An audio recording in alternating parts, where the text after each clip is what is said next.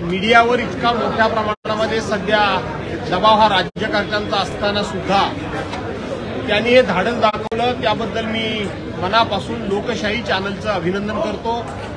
मी कमलेश सुतार यांना धन्यवाद देतो। असं आहे की किरीट सोमय्या हे सध्या भ्रष्टाचार मुक्त भारत आणि भ्रष्टाचार मुक्त महाराष्ट्र बनवायला निघालेले होते। छोट्या मोठ्या प्रकरणामध्ये ईडी ऑफिसच्याकडे जायचं, सीबीआयकडे जायचं, लोकांची घरं तोडण्याकरता खांद्यावर हातोडा घेऊन धावत जायचं, असे अनेक उद्योग सुरू केले होते। आणि म्हणून आज मला असं कळलं की त्यांनी माझी चौकशी करा असं देवेंद्र फडणवीस जे राज्याचे उपमुख्यमंत्री आणि गृहमंत्री आहेत त्यांना पत्र दिलंय। आणि म्हणून जे सातत्याने ईडीकडे चौकशा मागत होते, सीबीआयकडे चौकशा मागत होते, देवेंद्र फडणवीस यांना मला प्रश्न विचारायचा आहे की याच किरीट सोमय्यांच्या मागणीप्रमाणे तुम्ही त्यांची चौकशी ईडीआयकडे देणार का, सीबीआयकडे देणार का, किंवा आणखीन कुठल्या उच्चस्तरीय एजन्सीकडे देणार का, हा माझा प्रश्न आहे। त्याचबरोबर तुम्ही आज प्रश्न विचारला कचरताय, मला माहित आहे। हा जर प्रश्न विरोधी पक्षातला थोडा सिक्रेटली विचारला असता तर तुम्ही 100 प्रश्न विचारले असते। पण मला प्रश्न विचारायचा या निमित्तानं की सध्या भारतीय जनता पार्टीनं संपूर्ण देशामध्ये कुणी काय खावं, कुणी कोणते कपडे घालावे, कुणी त्यांनी एखादा विचार मांडला आणि त्याला जर त्याच्यावर कोणी विरोधी मत नोंदवलं तर तो राष्ट्रविरोधी आहे, राष्ट्रविघातक आहे, म्हणून त्याच्यावर देशद्रोहाचा गुन्हा दाखल करा, त्याला पाकिस्तानमध्ये घालवा, अशा पद्धतीनं भारतीय जनता पार्टीनं स्वतःच काही मापदंड घालून दिलेले आहेत।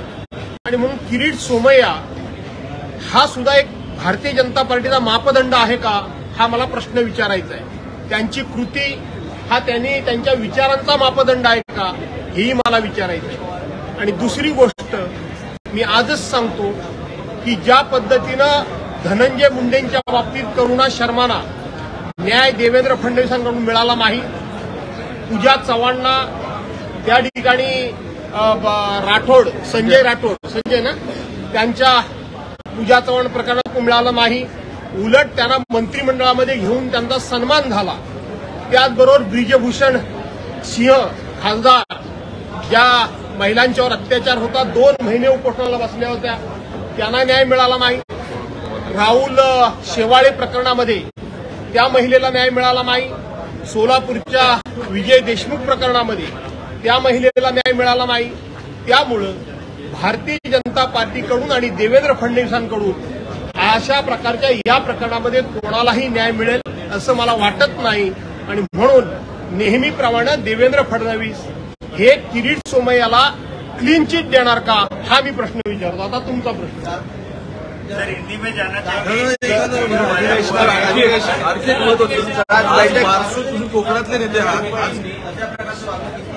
काय ते मी सांगितलं ना की लोकांना तत्वज्ञान सांगायचं, लोकांना नैतिकतेचे धडे द्यायचे आणि स्वतः मात्र या सगळ्यापासून दूर पळायचं, असं एक ना अनेक उदाहरणं भारतीय जनता पार्टीच्या बाबतीत बाहेर पडतायत। काही उदाहरणांची मी नावं घेतली, काही उदाहरणांची मी नावं घेतली नाही, परंतु हळूहळू महाराष्ट्र या संदर्भात सुद्धा बोलायला सुरुवात करेल।